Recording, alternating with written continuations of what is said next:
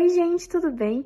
Meu nome é Júlia, sou aluna do Colégio Embraer de Botucatu e hoje eu vou dar aula para vocês sobre a ditadura militar.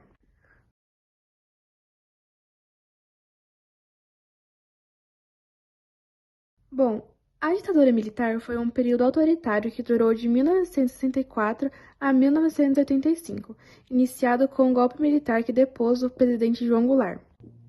No dia 31 de março de 1964, forças do exército instaladas em Minas Gerais começaram a se deslocar para o Rio de Janeiro. O objetivo era depor o presidente João Goulart por meio de um golpe de Estado. Imediatamente, chefes militares de todo o país colocaram suas tropas de prontidão em apoio aos golpistas de Minas.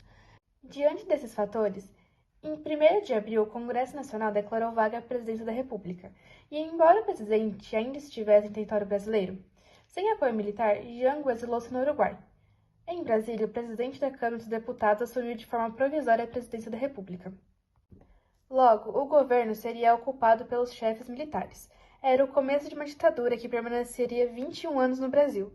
Daquele momento em diante, os comandos militares passaram a impedir, muitas vezes com violência, qualquer mobilização de caráter trabalhista ou estudantil, bem como de oposição ao regime implantado pelo golpe.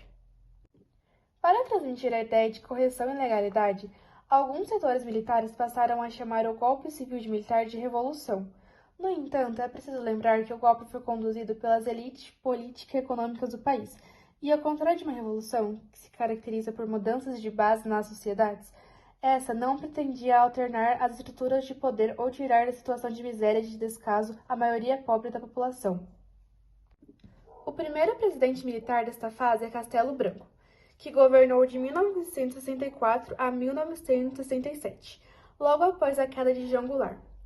As medidas tomadas por Castelo Branco foram muito importantes para implantar as bases da ditadura militar, e é quando o primeiro ato institucional é criado. Os atos institucionais eram instrumentos de poder, eram decretos com força de leis emitidos pelo governo militar, que tinham como objetivo legitimar suas ações e garantir o controle do país. No final de seu mandato, o governo de Castelo Branco cria uma nova Constituição em 1967. A Constituição de 1967 foi elaborada para incorporar os dispositivos dos atos institucionais e consolidar o poder militar. Agora vamos falar sobre o governo Costa e Silva, de 1967 a 1969. Arthur Costa e Silva foi o segundo presidente do Brasil durante o período da ditadura militar. O governo de Costa e Silva marca o início das medidas que levaram ao milagre econômico, um período de notável crescimento econômico no Brasil. Agora vamos falar sobre o governo de Médici, de 1969 a 1974. O governo de Emílio Médici foi o terceiro regime militar e foi caracterizado pela economia, que experimentou o milagre econômico. Médici intensificou a censura à imprensa e perseguiu brutalmente a oposição política, com relatos de tortura e violência dos direitos humanos. Seu principal objetivo era consolidar o poder do regime militar, controlando a sociedade e evitando mudanças significativas no cenário político. O governo Médici terminou em 1974, quando ele foi sucedido por Ernesto Geisel. Isso marcou o início da transição para a democracia no Brasil, embora a democratização plena tenha ocorrido mais tarde. O governo Geisel teve início em 1974 e durou até 1979. O principal objetivo do governo Geisel era promover uma abertura política lenta e controlada, mantendo o regime militar no poder.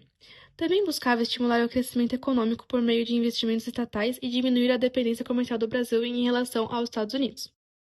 O governo Geisel promoveu o Segundo Plano Nacional de Desenvolvimento, implementou a distinção com controle militar e expandiu o ensino técnico. Geisel também enfrentou crise econômica e crescente oposição ao seu governo. Agora a gente vai estudar sobre o governo de João Figueiredo. João Figueiredo foi um militar e político brasileiro que ficou conhecido como o último presidente do Brasil do período da ditadura militar. Seu governo se estendeu de 1979 a 1985, ficando marcado pelas medidas de abertura controlada promovida pelos militares e pelo fortalecimento da oposição civil aos militares. João Figueiredo assumiu a presidência como sucessor de Geisel e na presidência demonstrou ser uma figura muito autoritária, sendo conhecido por suas declarações mal educadas. Seu governo obteve péssimos resultados na área da economia e se encerrou como o último governo militar após a derrota de Tancredo Neves. O fim da ditadura militar no Brasil ocorreu por meio de graduais crises do governo autoritário em exercício desde 1964. O processo de redemocratização só alcançou resultados significativos em meados da década de 1980, após décadas de opressão física, intelectual e moral, graças a manifestações massivas, vitórias políticas da oposição e desastres na política econômica. O fim da ditadura militar no Brasil ocorreu em 1985, com a posse de José Sarney como presidente após a eleição indireta, marcando o início da nova república e a transição para a democracia. E a nossa aula acaba por aqui. Espero muito que vocês tenham gostado e muito obrigada pela atenção.